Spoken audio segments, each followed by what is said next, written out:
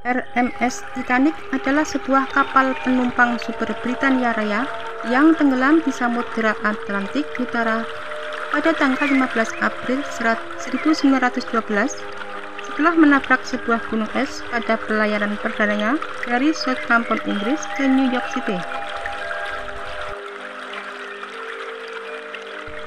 Tenggelamnya Titanic menyebabkan kematian sebanyak 1.514 orang dalam salah satu bencana maritim masa derma paling mematikan sepanjang sejarah.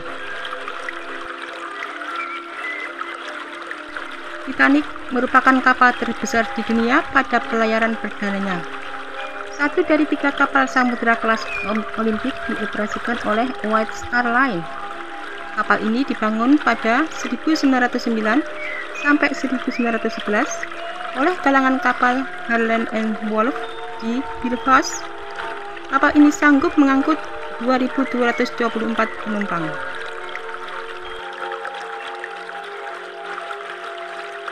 Para penumpangnya terdiri dari sejumlah orang terkaya di dunia, serta lebih dari 1.000 emigran dari Britania Raya, Irlandia, Skandinavia, dan negara-negara lain yang mencari kehidupan baru di Amerika Utara.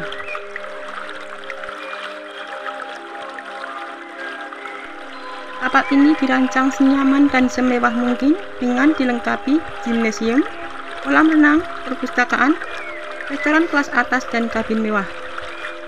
Kapal ini juga memiliki telegram nirkabel mutakhir yang dioperasikan untuk keperluan penumpang dan operasional kapal.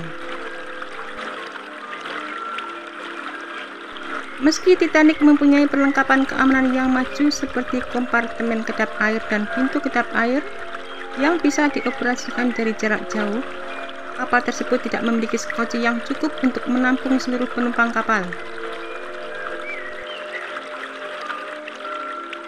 Karena regulasi keamanan laut yang sudah kuno, Titanic hanya mengangkut skoci yang hanya mampu menampung 1.178 penumpang, sepertiga dari total penumpang dan awak kapalnya.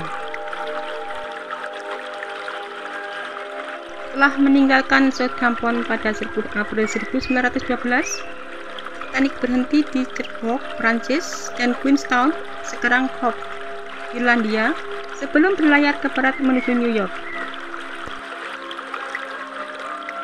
Pada tanggal 14 April 1912, 4 hari pasca pelayaran, tepatnya 375 mil di selatan Newfoundland, kapal menabrak sebuah gunung es pukul 23.40.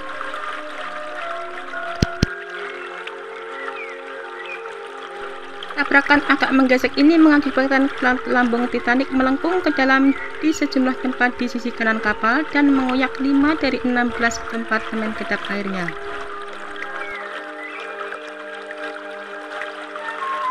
Selama 2,5 jam selanjutnya, kapal perlahan terisi air dan tenggelam. Para penumpang dan sejumlah awak kapal diungsikan ke dalam skoci yang kebanyakan sudah diluncurkan dalam keadaan setengah penuh. Banyak pria dalam jumlah yang tidak sepadan. Hampir 90% di kelas 2 ditinggalkan karena petugas yang memuat skoci mematuhi protokol wanita dan anak-anak dahulu. Tepat sebelum pukul 2:20, Titanic patah dan haluannya tenggelam bersama 1.000 penumpang di dalamnya. Orang-orang di air meninggal dalam hitungan menit akibat hipotermia karena bersentuhan dengan samudera yang sangat dingin. 710 penumpang selamat diangkat oleh skoci oleh RMS Carpathia beberapa jam kemudian. Musibah ini ditanggapi dengan keterkejutan dan kemarahan dunia atas jumlah korban yang besar dan kegagalan regulasi dan operasi yang terjadi serta skoci dan alat kelengkapan penyelamatan lainnya yang tidak memadai.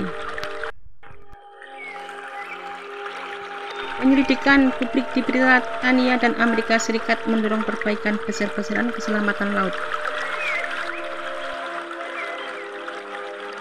Salah satu warisan terpenting dari bencana ini adalah penetapan Konvensi Internasional untuk Keselamatan Penumpang di Laut, yang masih mengatur keselamatan laut sampai sekarang. Banyak korban selamat kehilangan seluruh kekayaan dan harta benda mereka dan menjadi miskin. Banyak keluarga, terutama keluarga awak kapal dari Southampton, kehilangan sumber nafkah utamanya. Mereka semua dibantu oleh banjirnya simpati dan sumbangan amal dari masyarakat. Beberapa pria yang selamat, terutama kepala White Star Line, Sir Bruce Ismay, dicela sebagai pengecut karena meninggalkan kapal ketika penumpang lain masih di atasnya karena mereka diasingkan oleh publik. Bangkai Titanic masih ada di dasar laut, perlahan hancur di kedalaman 12.415 kaki atau sekitar 3.784 meter. Sejak ditemukan kembali pada tahun 1985, ribuan artefak diangkat dari dasar laut dan dipamerkan di berbagai museum di seluruh dunia. Titanic telah menjadi salah satu kapal ternama dalam sejarah.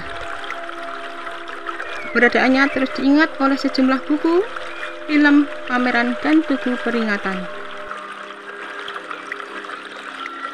Kapal Titanic sendiri merupakan kapal mewah yang berlayar pada 10 April 1912 dan tenggelam 5 hari setelah berlayar. Tragedi itu merenggut nyawa sekitar 1.500 orang dari 2.223 penumpang. Selama beberapa dekade, orang-orang percaya bahwa Kapten Smith, kapten kapal Titanic, mempercepat laju kapal melalui perairan yang dipenuhi gunung es di Atlantik Utara karena dia ingin Titanic menyeberangi Atlantik lebih cepat daripada kapal saudaranya, Olympic. Namun pada tahun 2004, Geological Society of America menerbitkan sebuah makalah akademis oleh insinyur Robert H. Eisenhower dengan teori yang berbeda yang mengungkapkan alasan sebenarnya Kapten Titanic mempercepat laju kapal adalah untuk membakar batu bara secepat mungkin untuk mengendalikan api batu bara tersebut seperti yang telah dibahas sebelumnya. Pada tanggal 1 September 1985, ahli kelautan Robert Ballard menemukan bangkai kapal 2,5 mil di bawah permukaan laut bersamaan dengan berita mengejutkan bahwa kapal tersebut telah pecah menjadi dua sebelum tenggelam. Sebelumnya, semua orang mengira kapal itu tenggelam utuh setelah bertabrakan dengan gunung es saat melaju di perairan es di dekat pantai Newfoundland. Penemuan Ballard mengarah pada teori baru bahwa kapal terbelah menjadi dua bagian yang dinilai sebagai perbedaan antara hidup dan mati. Adapun hal itu juga dinilai sebagai hasil dari cacat desain dan kurangnya bahan berkualitas oleh pemilik atau pembuatnya.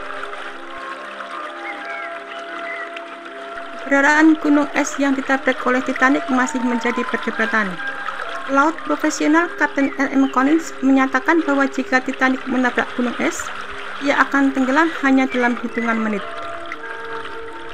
Sebaliknya, Collins dan para pengikutnya percaya bahwa Titanic pasti telah menabrak bongkahan es yang tersembunyi yang telah masuk ke Atlantik dari Samudra Arktik. Meskipun telah berlalu lebih dari 1 abad, masih ada beberapa misteri terkait dengan tragedi tenggelamnya kapal Titanic yang tidak pernah terpecahkan. Salah satu misteri utama adalah mengapa jumlah skoci penyelamat yang tersedia di Titanic tidak cukup untuk menyelamatkan semua penumpangnya. Meskipun sudah ada peraturan tentang jumlah skoci yang harus ada di kapal, Titanic hanya dilengkapi dengan skoci yang cukup untuk setengah dari kapasitasnya. Hal ini menyebabkan banyak penumpang terjebak di saat kapal tenggelam. Pertanyaan mengapa skoci yang cukup tidak disediakan masih menjadi misteri yang belum terpecahkan. Ketika kapal Titanic mulai tenggelam, sinyal darurat dikirim melalui isyarat lampu Morse dan sinyal tembakan meriam. Namun beberapa kapal di sekitarnya tidak menangkap sinyal tersebut atau tidak merespons dengan tepat waktu. Pertanyaan mengapa isyarat darurat tidak diterima atau direspon oleh kapal lain masih menjadi misteri. Apakah ada kegagalan dalam komunikasi atau ada faktor lain yang mempengaruhi situasi tersebut?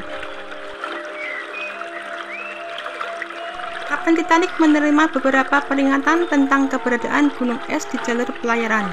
Namun meskipun beberapa tindakan diambil untuk menghindari tabrakan, kapal masih bertabrakan dengan gunung es yang mengakibatkan terjadi tragedi tersebut.